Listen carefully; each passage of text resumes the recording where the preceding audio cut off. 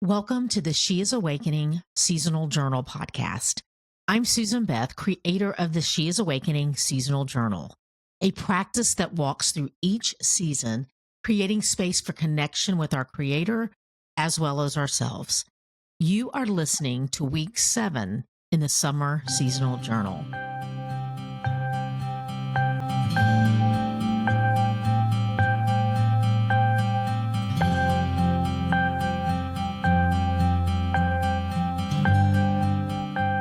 Unless we are intentional in how we desire to live each day, we can tend to live life on autopilot and be pulled toward the loudest voice or distraction of the moment.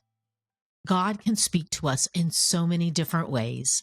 Creating space to get still helps us connect with our Creator, which is our ultimate source of life. For many, journaling is one of the most life-giving practices. It helps us get still and know God. The practice of writing slows us down and allows us to breathe, allowing Holy Spirit to lead, comfort, and instruct us. Matthew chapter 11, verses 28 through 30 in the Message read, "Are you tired, worn out, burned out on religion? Come to me. Get away with me and you'll recover your life. I'll show you how to take a real rest. Walk with me and work with me. Watch how I do it. Learn the unforced rhythms of grace.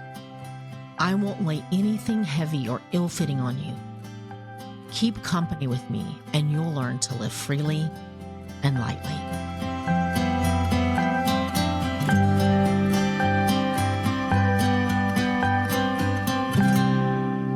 Week 7, Summer Play. Summer whispers to us, inviting us to rediscover the lost treasures of play, to wander barefoot through meadows of possibility, to embrace the whimsy that paints the world in hues of wonder.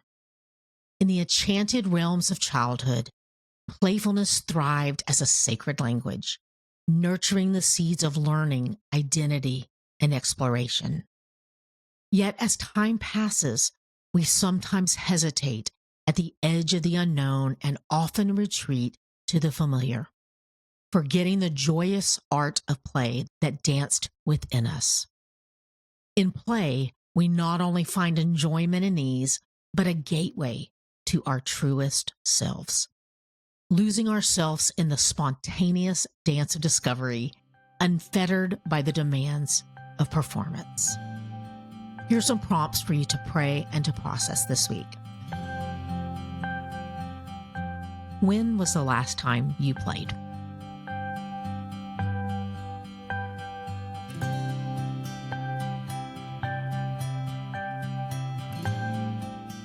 Is there something that you have been interested in trying but haven't, thinking it's a waste of time?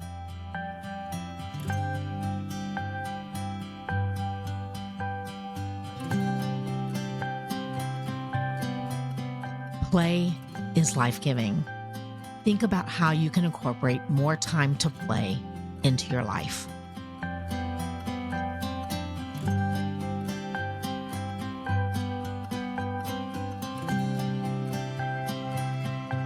I don't know what memories come up for you when you think back on childhood summers, but I can remember the anticipation building up the last weeks and days each school year towards the last day when our days would be carefree and full of play. I definitely was not one that loved waking up early for school and eating breakfast and heading off to school every morning. So I'm sure that my parents looked forward to summertime and not having to drag me out of bed and into a car most mornings as much as I was excited about it. But my mind sometimes, it thinks back to those days when I see all of the tech games and the devices and activities available now. And I'll just try to think back and think, how did I feel my days? And maybe you went off to special camps for weeks at a time, but besides a week at church camp, and then when I got older, a week of band camp added into that, my time was pretty much filled with whatever I found to do. When I was younger, it was playing in a creek, pretending to live in pioneer times, as we called it, making all of our food from scratch, hashtag dirt, and washing all of our dishes and clothes in the dirty creek water. Hours were spent in those creek beds, as well as running around the neighborhood, playing with whoever was out. We didn't seem to be as picky about who we associated with back then. Politics and religious preferences were not important to a child trying to organize a game of kickball, or just sometimes it was just not wanting to be wandering around alone. Those days were sweet and those days were simple. And as I've gotten older, I've found myself reaching back for those days. Spending time talking to a neighbor that I seemingly have nothing in common with, except that we are both human beings alive at the same time in history, living on the same street, same neighborhood, and we were both created by a God that desires to be in relationship with each of us. As grown-ups, we can tend to overcomplicate things. We try to organize everything and be productive, when the beauty of play is the opposite of those things.